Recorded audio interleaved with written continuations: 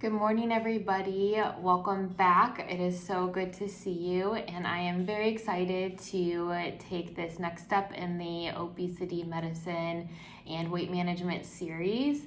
Today, I'm going to talk about why it is so hard to lose weight. But first, let me introduce myself. My name is Dr. Lindsay Ogle. I am a board-certified family medicine physician and obesity medicine physician. The struggles with weight management is something that I talk about every single day in my primary care practice. Many patients feel defeated. They feel like they've tried everything. They've been told that it's their fault that they can't reach their goal weight or they can't maintain weight once they've lost it. And doctors have even told them that it's easy, just eat less and move more. We hear this all the time, but the truth is it's not that simple. Our bodies are way more complex than simple input and output. So with all of my patients who are wanting help to lose weight, I talk about why it's hard to lose weight to begin with. And it can feel like our body is working against us, and that can be really frustrating. But the truth is our body is trying to help us. It's coming from a good place.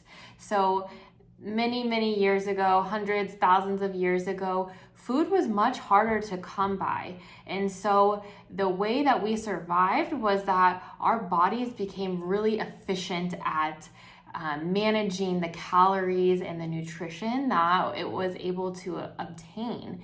And so it got really good at holding on to calories over time and helping our ancestors maintain that weight so that they could survive. So the people that survived were the ones that were able to maintain that weight during periods of food scarcity, during starvation periods, during famines, when we weren't able to get that nutrition. So that's how our biology is set up. It's set up to conserve energy and to reserve those fat stores for a time when we may need them.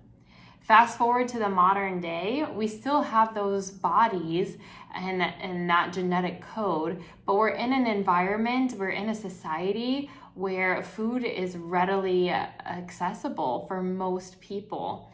And it comes in higher caloric density, meaning there are more calories in smaller portions of food.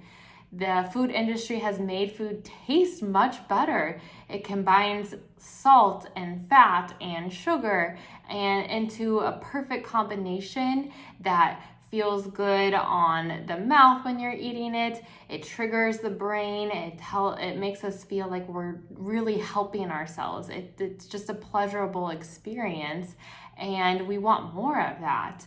And so the combination of having the biology and the genetics of a person or a human that is trying to conserve energy and then putting them into the modern society where energy and calories are very easy to come by, it sets us up to be where we are now, where we have this what we call an epidemic of overweight and obesity that's leading to significant health outcomes and metabolic disease.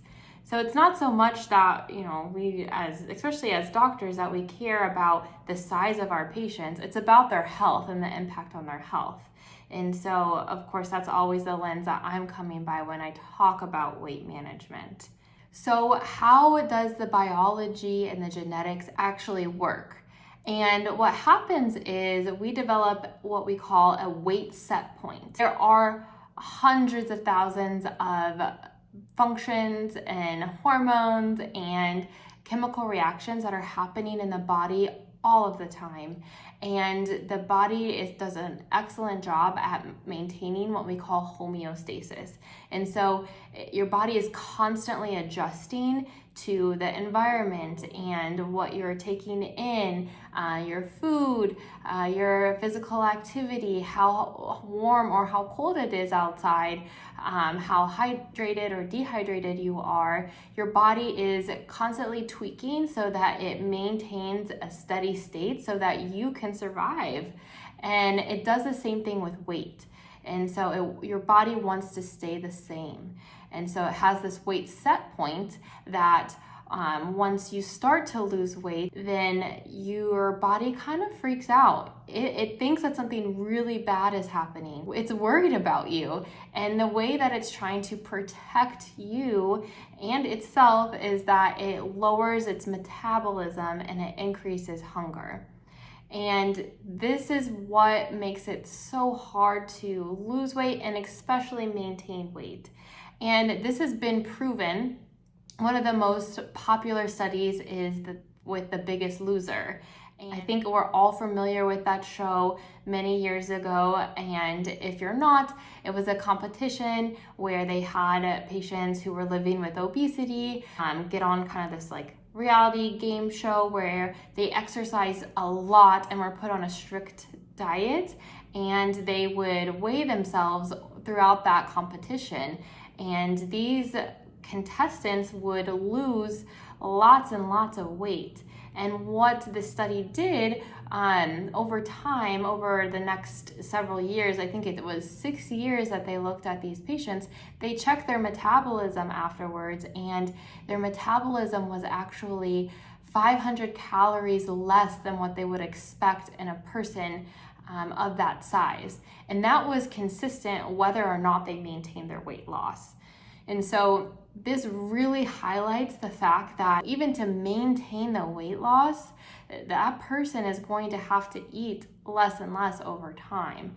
And this is why those medications that we use for weight management are so powerful, because they can help offset these biologic changes. And I will definitely talk more about those medications at a future video.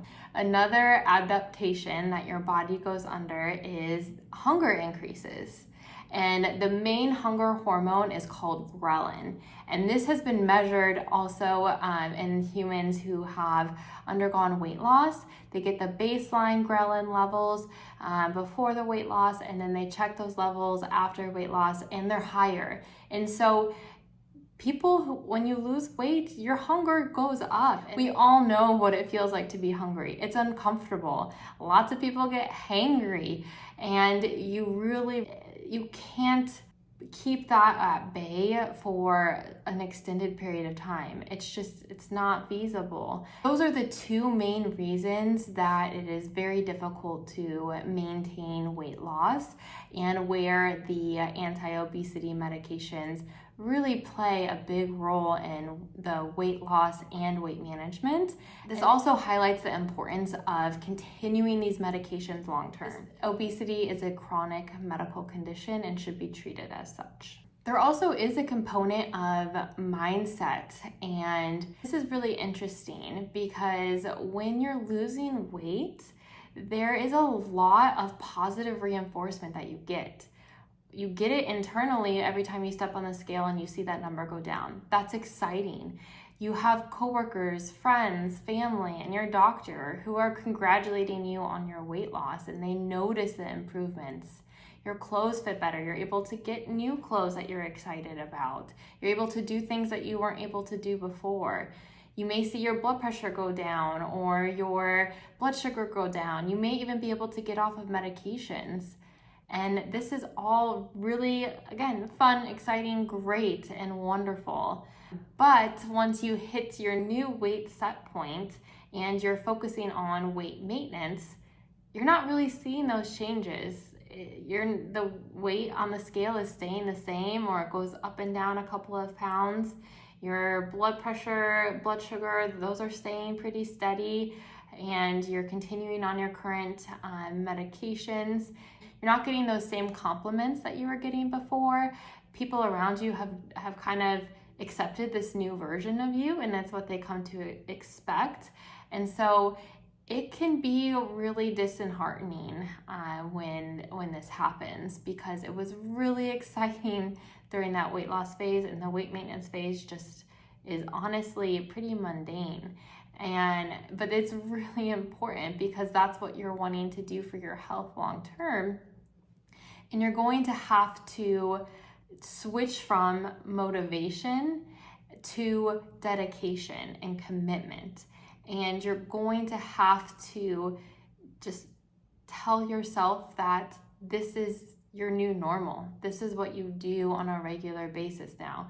You have to work just as hard, if not harder, for weight maintenance than you did for weight loss.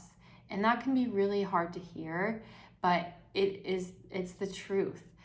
If you are able to get a coach or be a part of a group, it can be really helpful to have that additional support.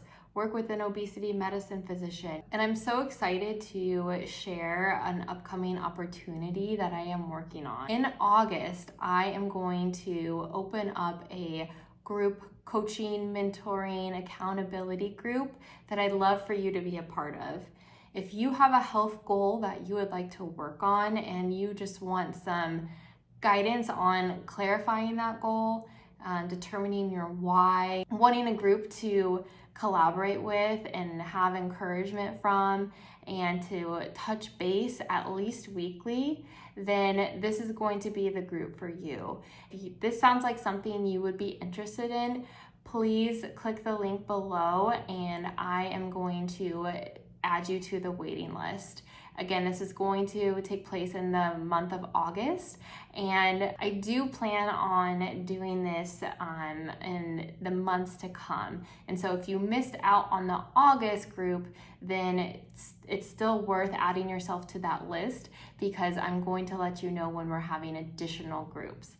And so I'm very excited for this, and I hope to see you there. In the meantime, please like and subscribe, and I'm going to have another video talking more about weight management next week. So hope to see you there.